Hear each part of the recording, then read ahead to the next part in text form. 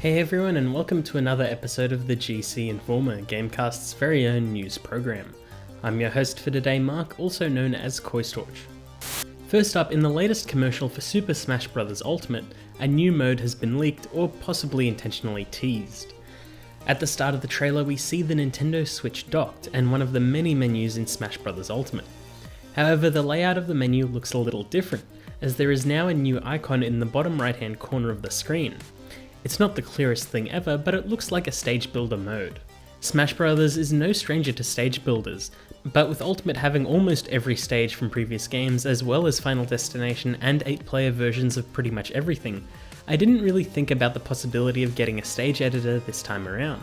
It would be very cool, and it may actually be coming soon, as Smash's 3.0 update is on the horizon, as well as the official release date for Joker and his stage.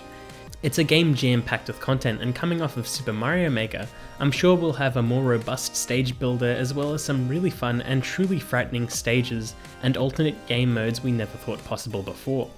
Super Smash Bros. Ultimate is now available exclusively for the Nintendo Switch.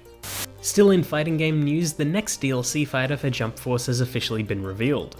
All Might from My Hero Academia will join Jump Force alongside Seto Kaiba and another unannounced character in May as paid downloadable content. I've always taken issue with the game's engine, and in some cases it really does look good. All Might is one of those characters that technically looks good, but due to the ultra realistic style of the game and the detail of his teeth, All Might kind of looks like a villain. Take away the face shadow and he really does look evil. I always saw All Might as a character that's sort of a larger-than-life American comic book hero come to life within a Japanese manga or anime. He stands out because he looks different, but still remains very colourful and fits in because manga and comics can blend together. But when you take away that aesthetic, he's menacing and the black eyes don't really help him at all. It makes me worried for future characters. I still maintain my stance of picking this visual style, then porting everyone over into it was probably the wrong choice. And something more like J-Star's Victory, where they had an anime-ish visual style, then ported everyone into it, worked much better. Especially for outlandish and colourful characters like All Might or the Hunter x Hunter cast. While the game still has a dedicated fanbase, it didn't have the polish needed in its story and extra content. It's a fine casual anime fighting game experience, much like other Bandai Namco arena fighters. It just can't break into a more hardcore and technical market. Jump Force is available now for the PlayStation 4, Xbox One and PC. Next up, the rumours have been confirmed as Octopath Traveler is headed to PCs on June 7th this year. Octopath Traveler was released last year for the Nintendo Switch and was an incredibly solid JRPG. Its story was either hit or miss for some, as it told 8 individual narratives focusing on each of the playable characters and only them.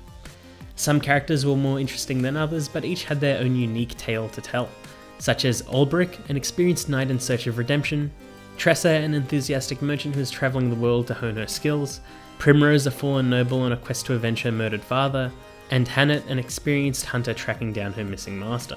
I really enjoyed the game, and it was suited well to the Switch as a portable pick up and play JRPG. It'll be interesting to see how it goes on PC, and it's interesting having a Switch game get ported to PC, rather than the other way around. Octopath Traveler will also be getting a new iOS and Android game in Japan, which will further expand the world and game mechanics. If you're a fan of JRPGs and like the 3D pixel visual style of Octopath Traveler, then I highly recommend playing this game. Octopath Traveler is available now for the Nintendo Switch and will be making its way to PCs on June 7th. And lastly today, some strange business practices out of Activision Blizzard. A report by the Washington Post found Activision Blizzard has been incentivizing employees to give their data to Ovia Health, an organization that offers a range of family planning and pregnancy tracking services. Companies can pay Ovia Health to access this data, which according to the Washington Post runs from trying to conceive months to early motherhood. For each day of use, employees reportedly receive a $1 gift card from Activision Blizzard, and the company gets to view the combined anonymous statistics. Although Activision Blizzard stresses the program is voluntary, the financial incentive has clearly convinced many soon-to-be mothers to share their data. Activision Blizzard's health tracking raises questions about the appropriate level of privacy for employees. I can't really understand how this was even brought up initially as a plan by Activision. Like, what train of thought led to this? While I understand that everyone is entitled to their own choice and it is a voluntary program, it still seems weird.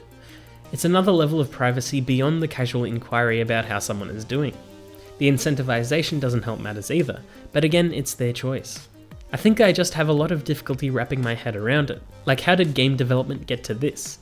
I can imagine food companies or areas of medicine using it, but I can't make the link between games and healthy pregnancies.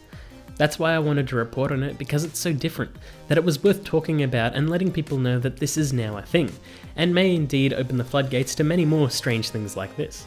And that's all the time we have for today. Please don't forget to like and subscribe, and please let us know what you thought of today's topics in the comments below.